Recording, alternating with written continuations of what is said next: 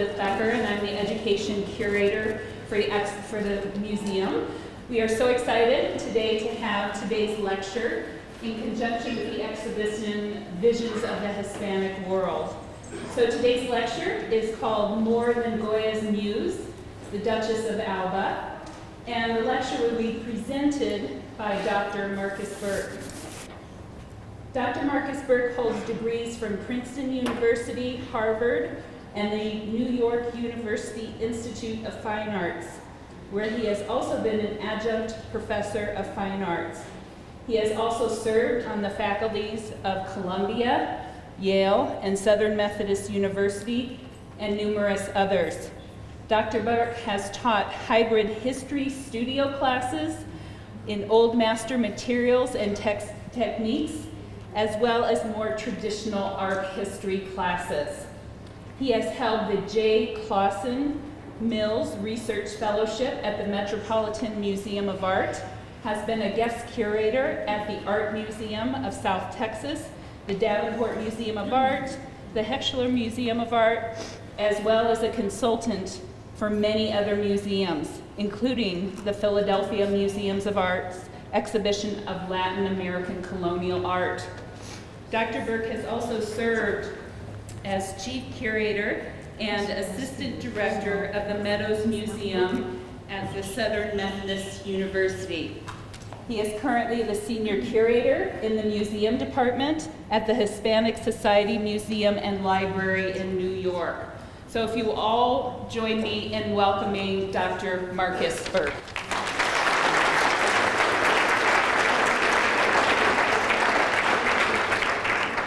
Thank you, Elizabeth. And good afternoon, thrill seekers.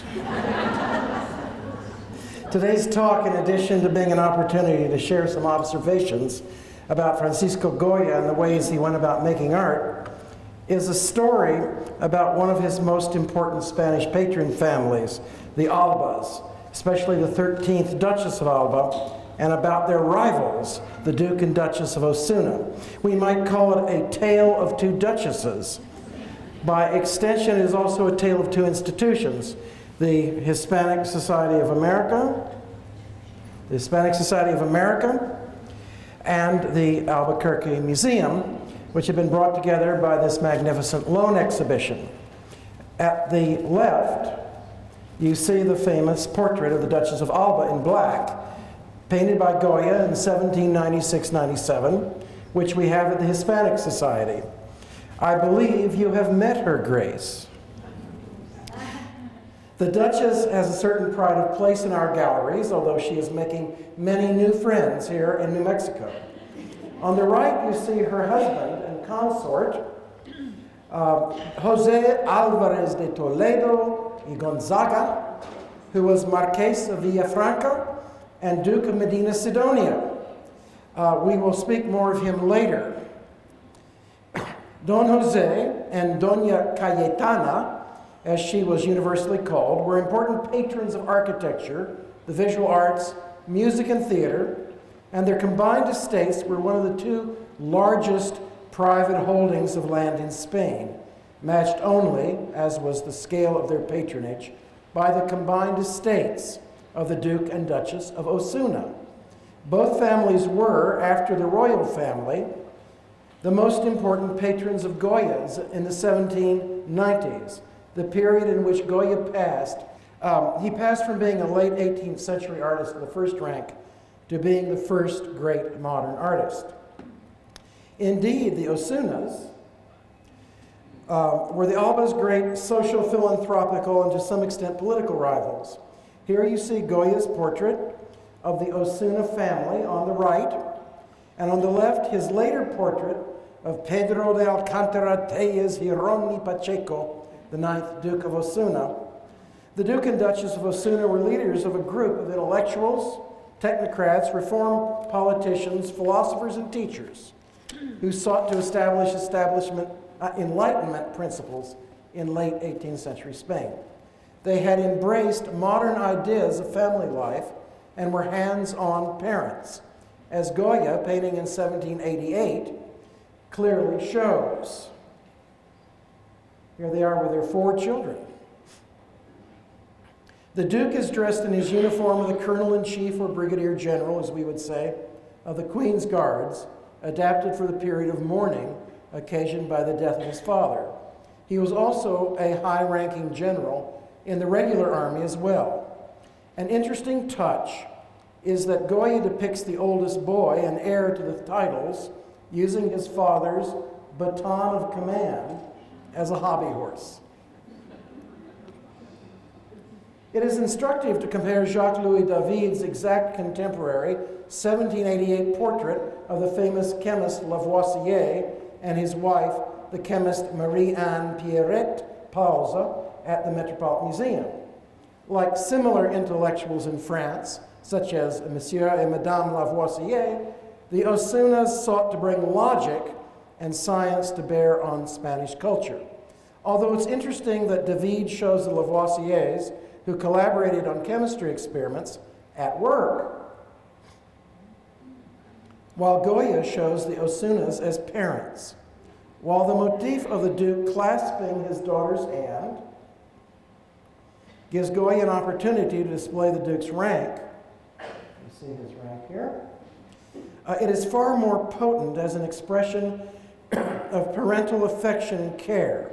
Notice that the Duke has to lean over to reach the little girl. It's interesting that David puts her head above her husband's, while just the opposite is going on in the Goya, although she is in a way enthroned and he's almost bowing to her. It's very interesting body language going on in these pictures. By the way, not every slide is numbered because I didn't want to distract from the paintings with a lot of titles on the screen. So I'll give you most of the information orally the second and third time it appears, but I want you to enjoy the art as I go along. In fact, Maria Josefa de la Soledad Alfonso Pimentel y Teles Giron, Condesa Duquesa de Benavente, and so forth, and Duchess Consort of Osuna, whom you see portrayed by Goya in 1785, was every bit as active in public life as Madame Lavoisier was in science, but she preferred to keep her image that of a mother and noble woman, here dressed in the dernier cri of French fashion, with her hair, as we're informed, actually done by Marie Antoinette's hairdresser. The Osunas were not only generous patrons, but also creative ones, as suggested by the series of witchcraft scenes they purchased from Goya in 1798. Witchcraft was one of the fascinations of the late Enlightenment, as the reasoned, logical approach of the middle 18th century was beginning to crack under the strains of social upheavals, the beginnings of capitalism and the associated social dislocations, scientific advances, particularly with new ideas about psychology and increasingly dangerous international military and nationalistic rivalries. New emotional and even paranormal elements were being discussed in the contemporary philosophy of authors such as Hume, Kant, and Edmund Burke. To understand the witchcraft paintings better, we must go back 6 years to the great watershed in Goya's life and career, the devastating illness that overtook him on a trip through Andalusia, the southern part of Spain where Seville, Malaga, Cordoba, and Cadiz are located. This illness left Goya deaf and affected his psychological balance. He was nursed back to health over several months in the home of Sebastián Martínez in Cadiz, whose completely neoclassical portrait by Goya of 1792 hangs in the Metropolitan Museum. 2 years later, the impact of Goya's illness can be seen in a series of smaller scale images Goya painted on tin sheets, essentially mirrors, including the astonishing Madhouse at Zaragoza of 1794 in the Meadows Museum of Dallas. Returning to the witchcraft scenes, here you see similar imagery in Los Caprichos, Goya's satirical etchings of 1797-99. the exact same time that he was working on the witchcraft pictures, and just after he worked on the portrait of the Duchess of Alba. The Osunas, by the way, were the purchasers of the very first copy of Los Caprichos. The witches here, Los Caprichos. As I've already mentioned, an interest in the irrational was not restricted to Goya's Spain, but was rather a widespread European phenomenon as the Enlightenment began to unravel, although Goya was in the forefront of developing this important theme in the visual arts.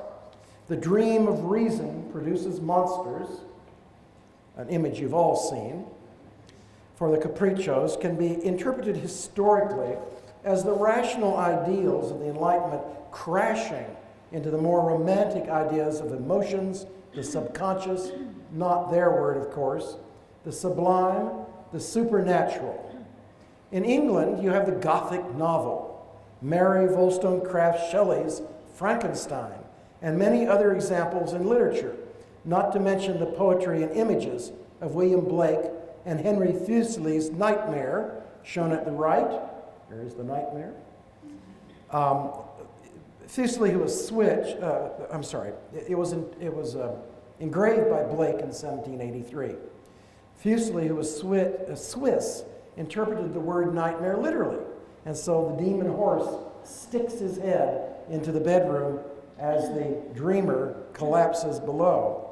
Oh, by the way, remember that Mary Shelley was named after her mother, Mary Wollstonecraft, who wrote the first developed feminist treatise to be published in England. And with regard to Frankenstein, it's interesting that more than 2 centuries later, we are still going to movie houses to get the bejesus scared out of us by horror and monster films, not to mention contemporary politics.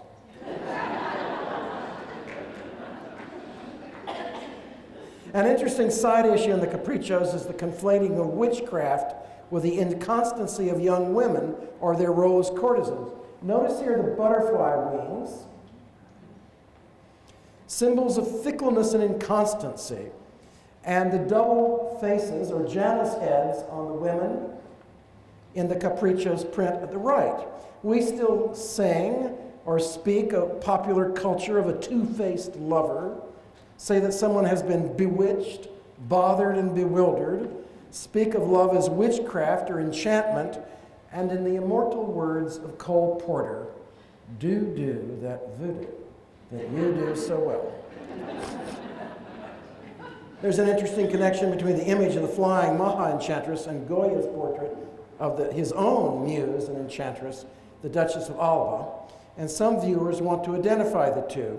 In any event, it may document subconscious elements in Goya's mind related to the break in relations between the artist and one of his most influential patrons around late 1796. The question of what relations is something to which we will return in due course. Now, however, I would like to make a few comments on some of the values of the Hispanic tradition illustrated in the visual arts as they affect the works of Goya. In the case of the portrait of the Duke of Osuna in the Frick collection, one I showed you before, let me ask you a question. How do you know that this man is one of the highest born noblemen in Europe? A grandee first class of Spain, a military leader, and married to a noblewoman who was even more loaded with titles than he was? The answer is you don't know. You can tell, as we used to say in Kentucky, that he was well-bred, well-read, and well-fed. Not to mention well-dressed. You can assume he's relatively wealthy, but his noble station in life, his many government titles, his military rank, none of this is directly portrayed in the picture, except that Goya did sign the Frick portrait, as you see here, in the time-honored fashion of having him hold a letter from Goya addressed to him. It says, El Duque de Osuna por Goya. It's a signature also on the painting. In fact, this absence of social symbolism is typical of Spanish portraiture going back to the late Renaissance, particularly as associated with the Spanish King Philip II. I'm showing you here a work by a woman artist. Remember that woman artist, Sofonisba Anguissiola. And as you can see, the king might as well be an English Puritan. or I think better said, a puritanical Catholic, which of course he was, and he's saying his rosary. Moving from society to art, we may bring up the interesting subject of how much Goya interacted with the artistic traditions of Spain, especially the naturalism or extreme realism that so often characterizes Spanish painting.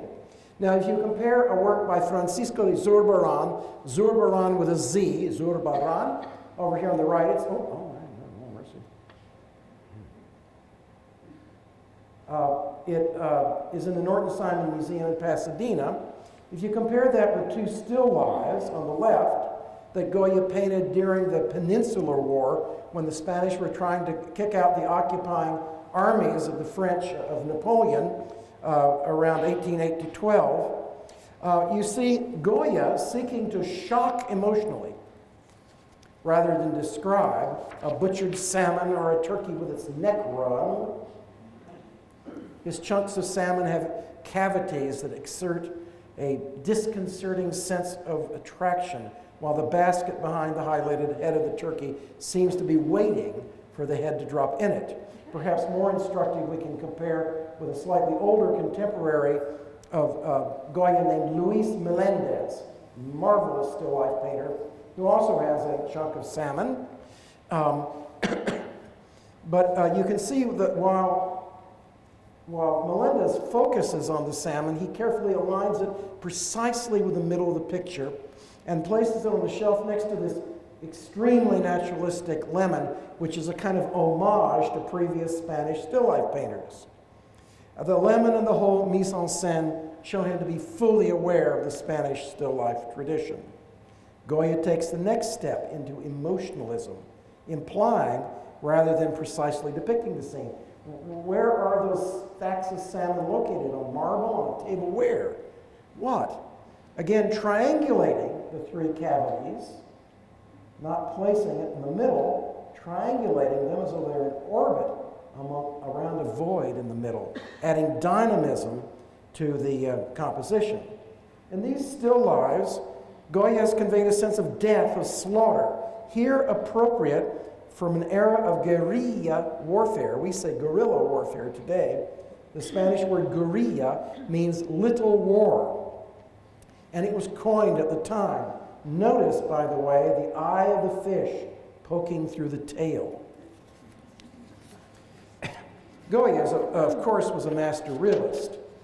He knew the Duke of Osuna expected his silk waistcoat and silvery gray suit to be depicted in a scintillating way, worthy of the air of Titian, Velázquez, and Van Dyck. But in the case of the Duke of Osuna, what obviously interested Goya was showing the personality of his friend and principal patron. Notice in the detail how the silvery grays and whites of the composition swirl around the face, focusing our attention on the bright eyes and mouth parted as though to utter a witty riposte or make a droll comment on the passing scene. You can imagine that this man would be the first to buy a copy of the satirical Caprichos, which in fact he and his wife did. The emphasis is on the personality and the emotional presence of the sitter, and everything leads us to this lively face. Just a moment.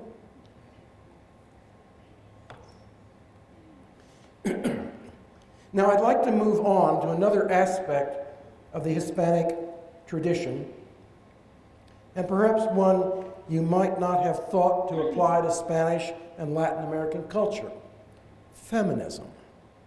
Okay, are there any women here in the audience of Hispanic heritage, meaning born in a Hispanic country? Can you hear me? Would you mind telling me your name? Your full name? Maria Victoria. What's your last names? No, that's only half your last name. Espinosa Sabater. Who is Sabater? Sabater is her mother's name. Spanish women carry their mother's name. What? It is a sign of feminism, precisely. Here we have a culture which takes care to preserve the mother's name. And in the 15th through the 18th centuries, it also provided women with extraordinary social rights and protections. In fact, and in contradistinction to countries such as France and England, women in Spain could and did have full rights of inheritance, and in the case of unmarried women, widows, many noble women, and women religious, functioned with full civil rights in society. Goya depicted many extraordinary women in his career. I'm showing you one here. This is not surprising that there were extraordinary women. They were all over the world at this time. Think of the Empress Maria Theresa of Austria, Madame de Pompadour and Madame de Berry, and the Empress Catherine of Russia. As Mae West famously remarked, "Oh, Catherine was great."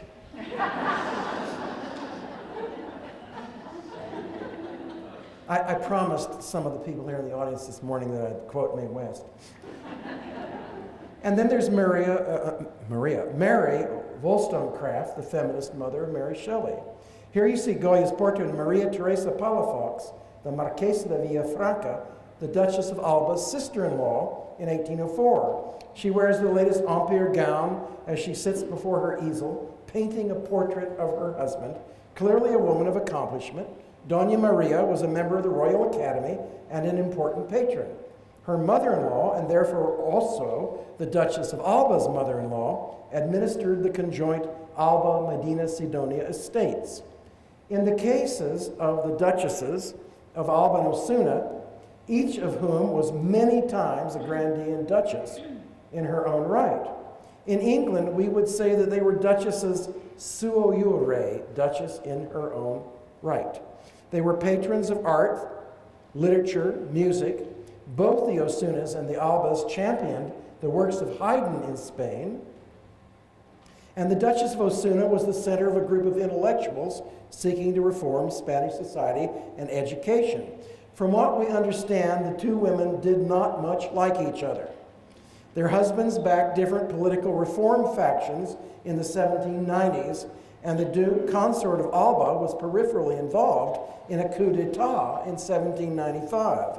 The Duchess of Alba, whose patronage included contemporary proto-romantic drama and poetry, as well as music and visual arts, probably seemed too frivolous and, too romantic to Osuna, who made contributions to economic and educational theory, served on the boards of academies, made important contributions of time and money to charities, particularly those focused on women, and actually received permission from the Inquisition to read books that had been placed on the index of prohibited books.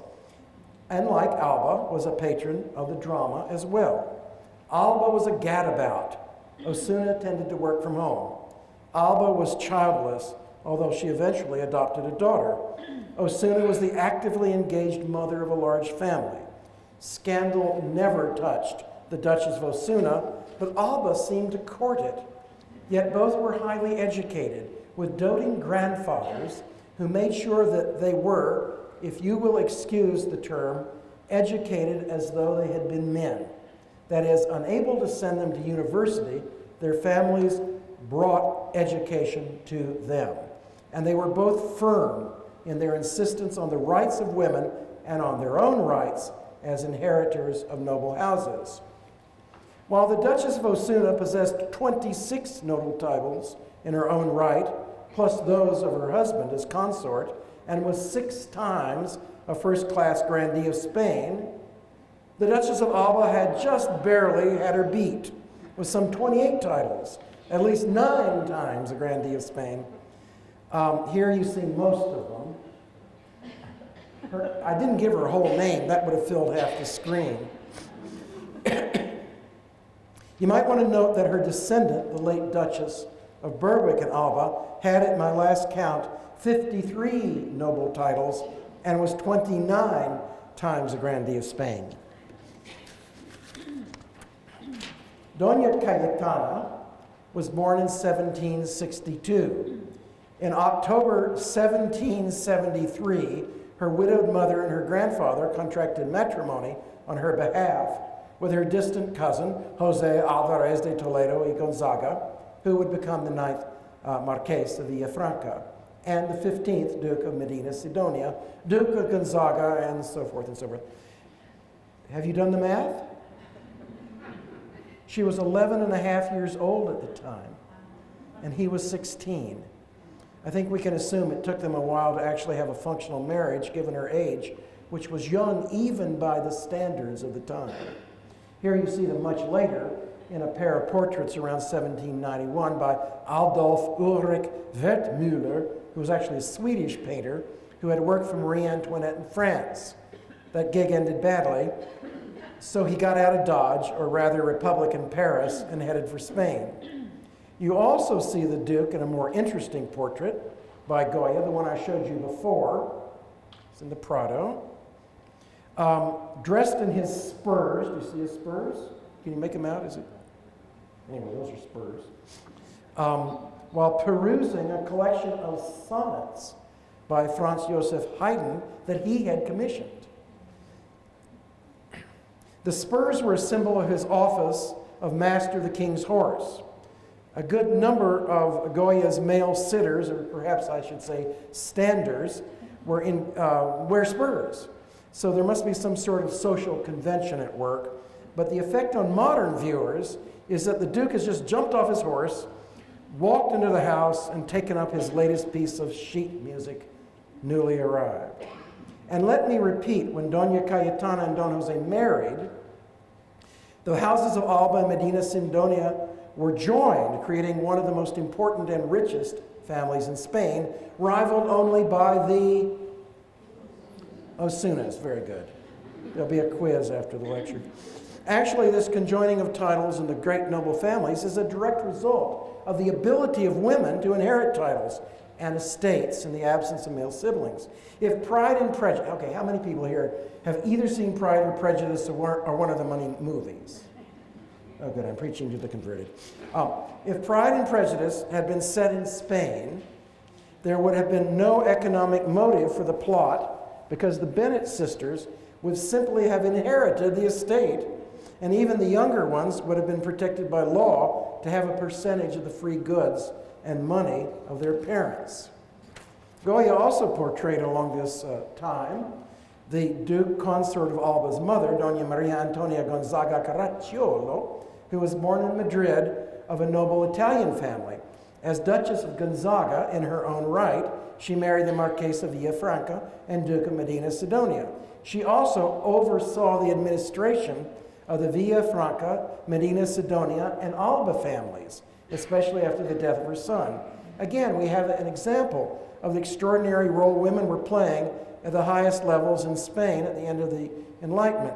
Managing these through families is like saying, oh, she managed Citibank, okay? I mean, or the gross national product of many countries. There was a lot of money. But let's return to the Duchess of Alba. As I've said, the Duchess of Alba inspired many artists besides Goya, and even more poets and dramatists. In fact, she pretty well inspired every man who ever met her. She had a tremendous charisma that hypnotized her contemporaries. At the top, I'm showing you a quote from Jean Fleuriot, a French noble visitor to Madrid, a Frenchman, mind you. And he said that every hair on her head elicits desire. Nothing on earth is as beautiful as she is. When she passes, everyone is at the window, and even children leave their play to see her. When she entered a room, all the men went weak in the knees, and all the women hated her. The queen wanted to scratch her eyes out. We can think of her as a combination of Angelina Jolie and Lady Di. She was given to impulsive actions. Once she and a group of her young aristocratic women friends dressed up as coachmen in the Alba uniforms and drove a coach and four around Madrid, terrorizing Madrid pretty much. The king was so mad that he exiled the Marquesa, who actually drove the coach, for cross-dressing, impersonating a servant, reckless driving, and generally misbehaving. But of course he stopped with merely chastising the Duchess. No need to get all her noble cousins mad. I think that the so-called scandalous behavior, which is attributed to the Duchess, was simply due to the fact that in the early years of her marriage, she was barely an adolescent. I mean, think of a 14-year-old, right?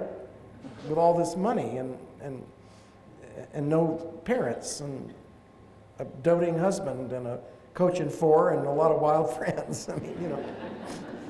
Another time in the 1790s, mind if I tell you some anecdotes? No. These are all true, by the way. Another time in the 1790s, she burst into Goya's studio and asked him to do her makeup for a court ball or some other affair. She wanted to be painted by Goya. Goya wrote a letter to a friend saying that painting her face was much more pleasant than painting her on canvas. She seems, in fact, to have had a long, rather cylindrical face. Here's a contemporary drawing by a man named Gonzalez. She had a receding, even a very slight double chin. Comparing this drawing of 1795 with Goya's portrait, we see Goya taking care to highlight her chin and shadow it so as to make it stand out. In effect, he was doing a bit of plastic surgery. But of course, you'll never find any of that sort of thing here in New Mexico. The question of whether Goya flattered his sitters is vexed. But in general, whenever we have images of the same sitters by other artists, Goya is shown to depict the sitters in a more flattering light. Near the end of her life, the Duchess was portrayed in miniature. She seems tired, perhaps she was already sick, but her penetrating glare still catches the viewer and holds one's attention. I think you can see here a little bit of what was going on with the Goya as well. This amazing personality, and somebody who's tired. You know, you get married at 11 and a half. You understand what I'm saying? No, I'm not making a joke about this. I'm being serious. I mean, one really has to feel a little bit of sympathy for someone who was kind of forced into a role which she grew into liking. One thing we do know in social terms, not necessarily political terms, the Duchess of Alba was light years ahead of her time. For example, she adopted an Afro-Hispanic daughter. She and her husband had no children, so like many adopted couples, they adopted. Here you see her with her adopted daughter and namesake Maria de la Luz, whom Alba affectionately called mi negrita, my little black one. It doesn't sound nearly so racist in Spanish as in English, but in any case, the Duchess of Alba was serious about being an adoptive mother. In her will, Mariluz appears first in the list of her heirs. Now, she couldn't inherit the titles that had to follow the rules of heraldry, but she inherited a great deal of money and goods. Okay, now, who exactly at the highest levels of European nobility was adopting black orphans in 1795? There were some examples in Russia of Africans marrying into noble families, and in the 18th century England, there was, of course, Dido Elizabeth Bell and her half-sister, Lady Elizabeth Murray. Here you see in a portrait by Sophonie. Did any of you see the movie about her? Okay. She was a natural daughter, so actually part of her father's family from a genetic point of view. And I suppose we should think of Thomas Jefferson and numerous others whose interracial relationships were hidden from their contemporaries. But obviously, the Duchess of Alba was in the absolute forefront of the social consciousness of the age. Two small cabinet pictures that Goya painted in the Duchess's household in Madrid in 1795. You know Madrid? You know where the Alcalá Street crosses the Paseo del Prado, where the post office is? Diagonally across from the post office, that immense building, which is now the Pentagon of Spain, that's her palace. Oh, wait, just a little geography. These cabinet pictures give you a pretty good idea of how creative a patron the Duchess of Alba was and how much liberty she allowed Goya to take.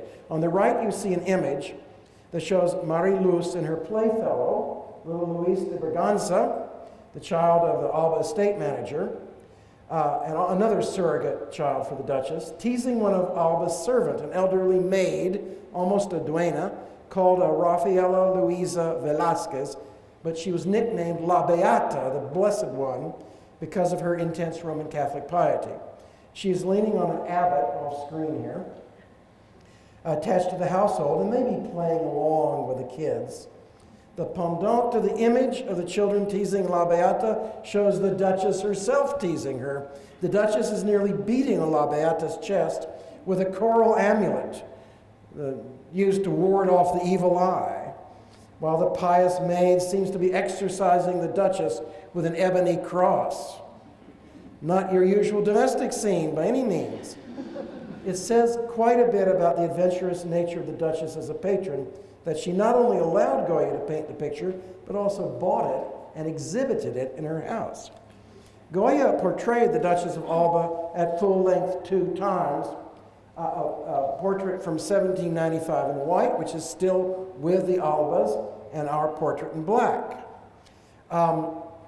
Here you see Maria del Rosario Cayetana Fitzjames Stuart y de Silva, the 18th Duchess of Alba, some years ago, posing in front of the portrait of her ancestor after whom she was named. Those of you who have followed Ola and Hello magazines will know that, like her namesake, she was always a free spirit and occasionally willing to defy social convention. I can't resist showing you this image of the current Duke's niece, the fashion designer Brianda Fitzjames Stewart, who seems to bear a family resemblance to her ancestor. By the way, she designed these headsets. That's part of her design. Notice the little red bows on them. In the Hispanic Society portrait, Goya has shown the Duchess dressed in what we now consider typical Spanish dress with a black basquina skirt. It's a tie-around skirt. What do you call a tie-around skirt? Wraparound, thank you. Wraparound skirt. It's called a basquina, and a black lace mantilla over her head and shoulders. Typically, the mantilla is worn over a comb stuck in the wearer's hair, as you see at the top here. Okay? The folkloric costume was originally worn in the 1780s and the 1790s by the popular classes of Spain. Here from the Capriccio drawings again, album A. And it was worn in contradistinction to the Frenchified upper classes. It is associated with a feminine popular type called a Maja. Now, what is a Maja?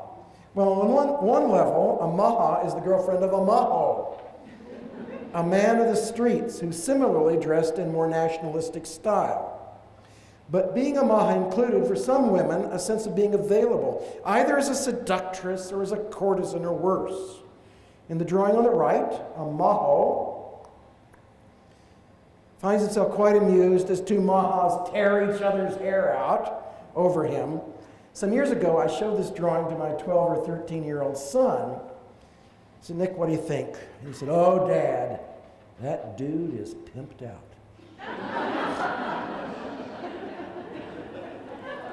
Well, of course, he got the social iconography just right. There is something of the demi-monde, if not the outright underworld, about Goya's images of Majas. And Goya quickly came to apply these images to his morally driven social satire as epitomized in the Capriccios. And remember, printed in 1797-99, just after he painted the portrait of the Duchess. Here you see a Maja on the right with her procuress, her pimp, her woman pimp. Ever since the 15th century romance was called La Celestina. Goya makes it particularly biting in saying it's her mother who is whoring her daughter. In the 19th century, the image of the Maja became so completely identified with this form of dress that today we take it for granted that the two are the same. This is not true necessarily before Goya's time. If you're a Hollywood producer with a raven-haired beauty under contract, all you have to do is put her in a mantilla and give her a fan, and voila, the naked Maja. Well, the clothed Maja, because she had on a dress and a skirt. At least in Ava Gardner, they found an actress with equal beauty and charisma. Speaking of the naked Maja, I'm very sorry to tell you, I have to tell you, that the Duchess of Alba was not the naked Maja, nor the clothed Maja neither. She was probably dead when Goya painted these pictures, which are thought to show the mistress of the Prime Minister of Spain, Manuel Godoy, the man who first owned them, and by the way, pilfered the Alba art collection once the Duchess died. There's very little facial resemblance between the Duchess and the Maja, who had a blocky head. At the same time, however, we might ask what might possess one of the two highest born noblewomen in Spain to pose in a costume associated, at least at one level, of women of the street. Here her rival, the Duchess of Osuna, we are given to understand never adopted the Basquinian mantilla, preferring to stick to French fashions. Indeed, less than a decade before the portrait, guards were turning away women from public parks dressed like this. Even a countess was turned away. But by 1796, what recent events in Europe might have induced high-born Spaniards not to want to be identified with the French? Any guesses? Yes, of course, the French Revolution. And to quote Lady Bracknell from Oscar Wilde's The Importance of Being Earnest, I presume you know what that unfortunate movement led to. Indeed, at the end of the 1790s, even the Queen was portrayed dressed in Basquinia or mantilla, or as we would say, dressed as a Maja. A fashion of the working classes had become a symbol of national pride and, in a way, identifying the Queen as a leader of Spain, a matter of Spanish nationality. And ever since, this dress has been a signifier of Spanish culture. I showed you the previous retired Queen, Queen Sofia, and the current Queen, Queen Leticia, in mantillas. Now, the current Queen, after she became Queen, she was shown as princess there, has kind of not worn mantillas except to mass and bullfights and things. When she went to visit the Pope, she didn't wear a mantilla, but she came bareheaded. And you'll notice that both of them are dressed in white because the Spanish Queen has the perquisite to have audiences with the Pope dressed in white. Little known fact. Very useful in the future, I'm sure. Now, quickly, I want to give you some history of how Goya's portrait of the Duchess was painted. It was painted sometimes from July 1796 to January 1797, principally at Sanlúcar de la Barrameda in southern Spain. Say that word 3 times. You'll know that the influence of Islamic and Arabic culture is still there in Spanish. Sanlúcar de la Barrameda. In 1795, the Duke Consort had become something of a persona non grata in Madrid for having been in sympathy with a failed conspiracy to oust the prime minister in favor of the Queen, Manuel Godoy, of whom he owned the Majas. He and the Duchess, meaning the Duke of Alba and the Duchess, moved to Seville, and soon after, in June of 1796, the Duke Consort died, just a few days short of his 40th birthday, still in Seville. The causes of his death seem mysterious. The Duchess then retired to a palace in Sanlúcar that had belonged to her husband and mother-in-law on the estuary of the Guadalquivir River, just south of Jerez, where sherry wine is made, that is, between Seville and Cadiz. Soon thereafter, Goya, traveling through Andalusia, essentially retracing his eventful 1792 trip, came to stay at the Duchess's palace in Sanlúcar, the garden of which you see at the upper right. I would like to call your attention to a self-portrait drawing Goya made around the time of his visit to the Duchess. For a fellow who had just turned 50 in March, he was still remarkably handsome. The ravages of the disease that left him deaf in 1792 are hardly apparent except for a slightly drooping eyelid in his proper right eye and an enlarged pupil. Many scholars have compared this to images of Beethoven at the same age. How many of you attended my lecture to the docents back in October when I talked about the Black Irish and their genetic relationship to Spanish? A few? Here, ladies, here's Aidan Turner again. I'm absolutely convinced they make him up to look like Goya. Yeah, absolutely. Now let's see, just turned 50, making a trip through Andalusia in a kind of wanderlust, leaving his wife back in Madrid, drawing pictures, as you see on the left, in the so-called San Lucar album of women in various states of undress, and then attracted to the palace of his enchanting, noble patroness, whose husband, mark you, had just conveniently died. He's admitted to the intimacy of her household, where he remains for several months. Do you think it's possible that we're dealing with a man in the throes of the male midlife crisis? I don't suppose that happens in New Mexico either. It may be that whatever relationship Goya may have had with the Duchess, it was charged in his mind with decidedly romantic quality. Now, 19th and 20th century students of Goya found her face in all these drawings. You have to be careful here. The two drawings shown here have often been associated with the Duchess or her household, but there's no evidence whatsoever of that. Today, one assumes, for example, that the images on the left depict prostitutes, not the Duchess. Occasionally, a woman does seem to resemble the Duchess. In the case of the drawing of Maja, it is her for sure. And here, a woman apparently being cared for by two other women. The subject's, in fact, unclear. What do you think? Is it the Duchess? It's hard to know.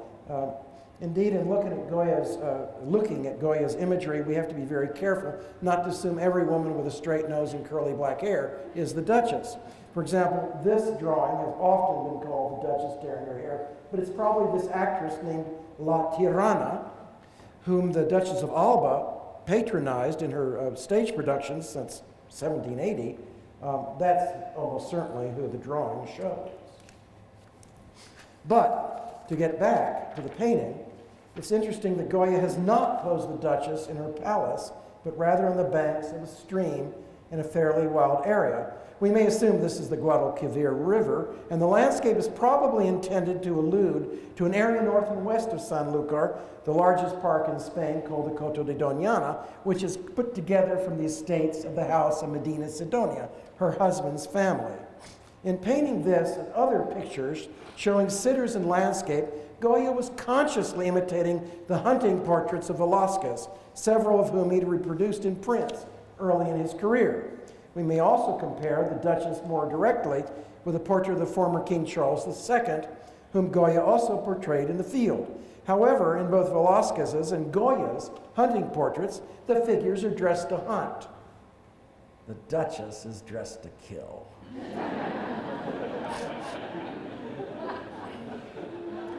Now, there were precedents for this. I'm showing you a portrait by Mengs of the woman who grew up to be queen.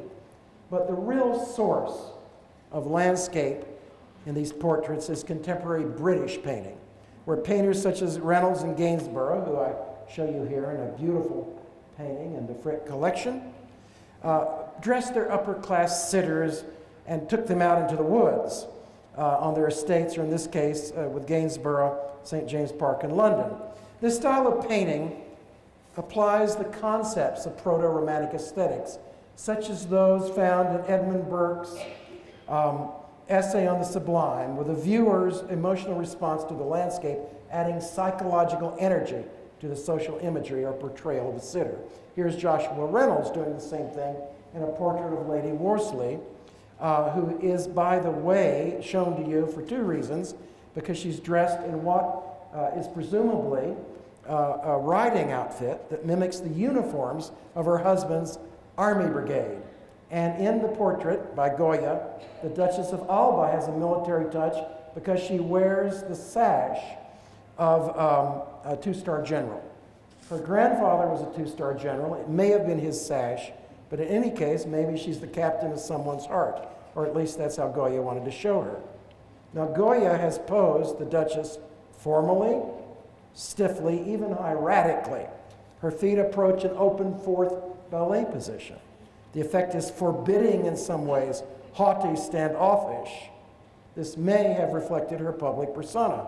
However, if we look at the face, we see that it's sensitive, even a little fragile, with an almost sad expression as she fixes her view upon the viewer.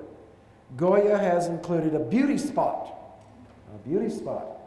placed in what was understood to be the passionate position. I'm reminded of the public persona of Paloma Picasso, which is very severe, but if any of you know her, you know that she's not like this at all, but is rather an open, welcoming, gracious personality. There's reason to think that Goya himself, that Goya intended himself as the principal recipient of the Duchess's gaze and her passion. Written in the sand at her feet are the words, "Solo Goya," only Goya. Of course, this might refer to an artist-patron relationship, but on her hand, he has put 2 rings. And one says Goya and the other says Alba.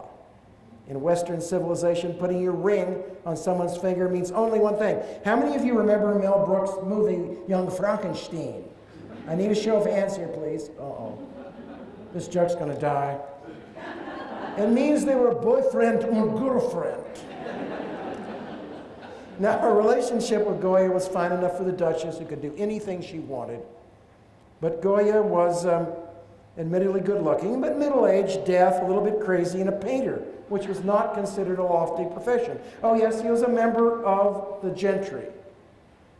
Francis Goya Esquire, or maybe Sir Francis Goya, but he was hardly the highest-born nobleman in Spain and nowhere near her league socially. What is more, he was married. There was no divorce in those days.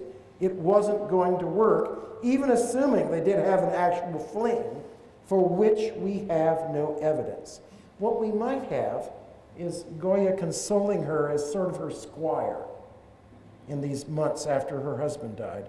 The word in Spanish at the time was a French word, petit maître, a little master it means, but what it means is a man who accompanies a woman who's not her husband, who has a platonic relationship, a deep friendship. That might have been the relationship. We just don't know. However, if we do assume that Goya did have romantic, well, there's the ring that says Goya on it. If we do assume he had romantic feelings towards the Duchess, how might he have conveyed them? Well, there's the landscape. And here we must again remember Burke's idea about the sublime. Where's the river going? Around a bend. Where's the relationship going? The horizon is lost in fog, confounding our ability to measure space. When the fog reaches us, we too will be lost. In the early 20th century, the neo-romantic German poet Hermann Hesse wrote a beautiful poem that begins, "Seltsam im Nebel zu wandern." How strange to wander in the fog. May I quote a stanza from the poem? Strange to walk in the mists. Life has grown lonely. No one knows the other. Each is alone. No one knows the other, by the way, is the title of one of the plates of Los Caprichos. The romance of the landscape underscores the romance of the figure, and romantic she is, especially in the passionate brushwork on her gold lame sleeves and the slash of red around her waist. It is here that Goya reveals his true feelings for her. Now, we'll probably never know what the Duchess thought of the relationship, but it's clear that Goya had fallen in love with her. In any event, he took the picture with him when he returned to Madrid in January 1797, kept it in his studio where it remained when he went into exile at Bordeaux, France at the end of his life. As for the Duchess of Alba, she was only to live 6 years after the portrait was painted.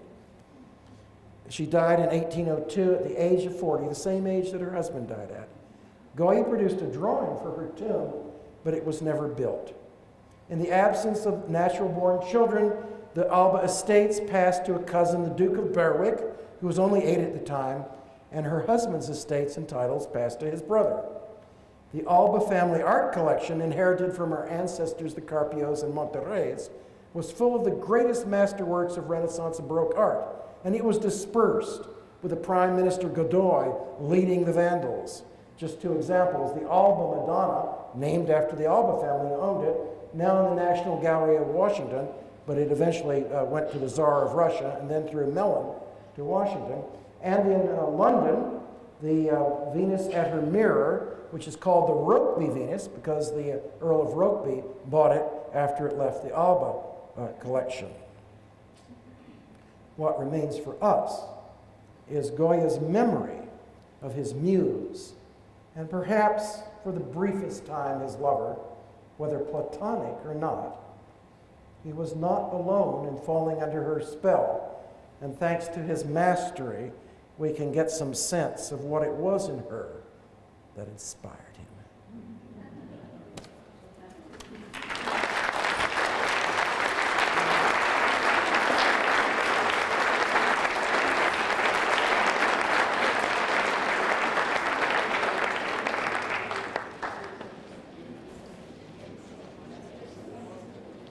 I'm told that there's another group coming in for another program rather quickly. You can stay for that if you'd like, I suppose. But we're going to have to get the room empty.